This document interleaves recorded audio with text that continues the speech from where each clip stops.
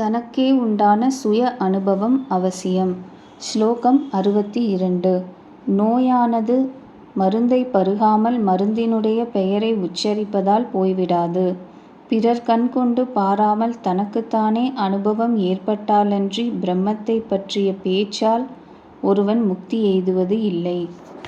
ஸ்லோகம் 67. உன்னால் இப்பொழுது கேட்கப்பட்ட கேள்வி எதுவோ அது சிறந்தது. சாஸ்திரங்களை அறிந்தவர்களால் மெச்சுதற்கு உரியது. சூத்திரம் போல சுருக்கமானது. ஆழ்ந்த கருத்துடையது. மேலும் முக்தியை நாடுபவர்களால் அறிந்து கொள்ள வேண்டியது. ஸ்லோகம் 68. அறிவாளியே, எது என்னால் விளக்கி கூறப்படுகிறதோ அதை கவனத்துடன் கேட்பாயாக. இதை கேட்பதால் உடனே பிறவித் தலையிலிருந்து விடுபடுவாய். சாஸ்திரம் எல்லையில்லாதது. அறிய வேண்டியது அதிகம். காலமோ குறைவு. இடையூறுகளோ பல.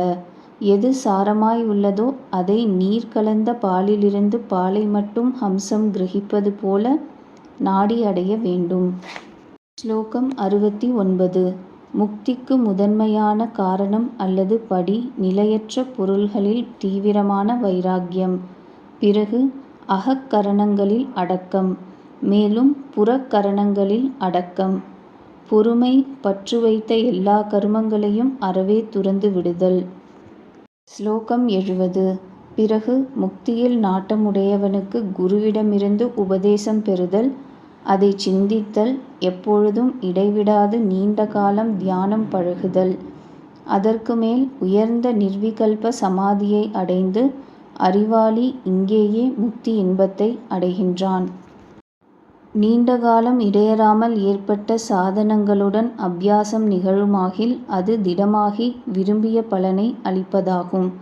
இது யோக சூத்திரத்தின் வாக்கு. ஆத்மாவே பார்க்கப்பட வேண்டும், கேட்கப்பட வேண்டும், நினைக்கப்பட வேண்டும், நிச்சயமாக அறியப்பட வேண்டும். இது பிருகதாரண்ய உபனிஷத்தின் வாக்கு. ஸ்லோகம் 71. ஆத்ம அநாத்ம பகுத்தறிவு ஆகிய எது அறியப்பட வேண்டுமோ அது உனக்கு என்னால் தெளிவாக இப்பொழுது சொல்லப்படும். கேட்டு உள்ளத்தில் இருத்திக் கொள்வாயாக. ஸ்லோகம் 72 மற்றும் 73. ஊன், எலும்பு, கொழுப்பு, மாமிசம், இரத்தம், அடித்தோல், மேல்தோல் என பெயர் பெற்ற இந்த தாதுக்களுடன் கூடியதும், பாதம், துடை, மார்பு, கை, பின்பாகம், தலை முதலிய உறுப்புகளுடன் மேலும் உதவி உறுப்புகளுடனும் ஆகிய இது, அதாவது இவ்வுடல், நான் என்றும் என்னுடையது என்றும் சொல்லப்படுவதும் மதிமயக்கத்திற்கு இடமாயிருப்பதும் ஆன இவ்வுடல் புத்திமான்களால் ஸ்தூலம் என்று கூறப்படுகிறது. ஸ்லோகம் 74. ஒன்றின் பகுதி மற்றவைகளின் பகுதிகளுடன் கூடியவையாக ஆகி ஸ்தூல பூதங்களாகவும் ஸ்தூல சரீரத்திற்கு காரணங்களாகவும் ஆகின்றன. அவ்வவற்றின் தன்மாத்திரைகள் ஜீவனுடைய இன்ப நுகர்ச்சிக்குரிய 5 சப்தம் முதலிய புலன்களால் ஆகின்றன. ஸ்லோகம் 75.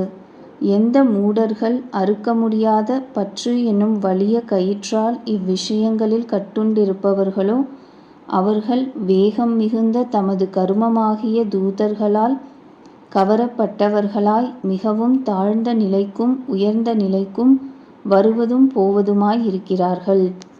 ஸ்லோகம் 76.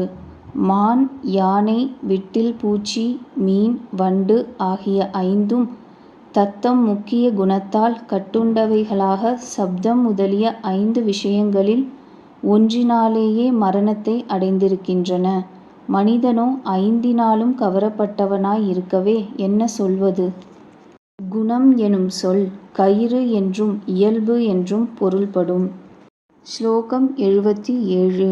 கெடுதலை செய்யும் தன்மையில் கருணாகத்தின் விஷத்தை காட்டிலும் 5 விஷயங்களும் கொடிது. விஷமானது உண்பவனை கொல்லுகிறது. விஷயமாகிய இதுவோ கண்ணால் பார்ப்பவனையும் கூட கொல்லுகிறது. ஸ்லோகம் 78.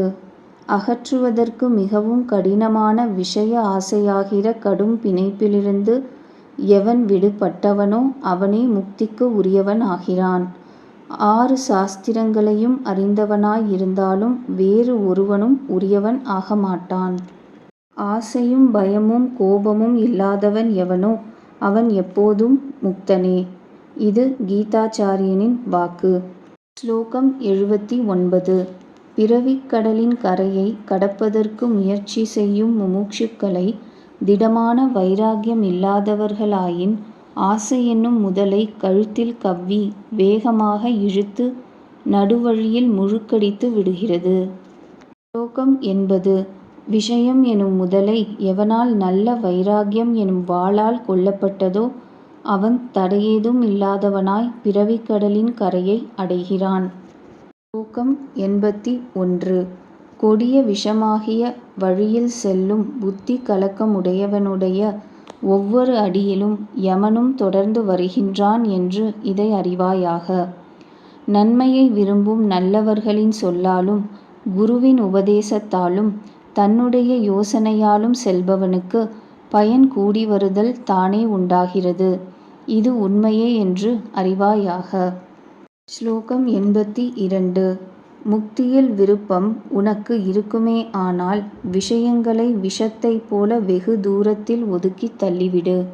அமிர்தத்தைப் போல திருப்தி, இரக்கம், பொறுமை, நேர்மை, மன அமைதி, புலனடக்கம் ஆகியவற்றை எப்பொழுதும் பரிவுடன் கைக்கொள்வாயாக. விலக்க வேண்டியதை விலக்கினால் கொள்ள வேண்டியதில் ஒருவன் புத்தியை அடைவான். இது சூத சம்ஹிதையின் வாக்கு.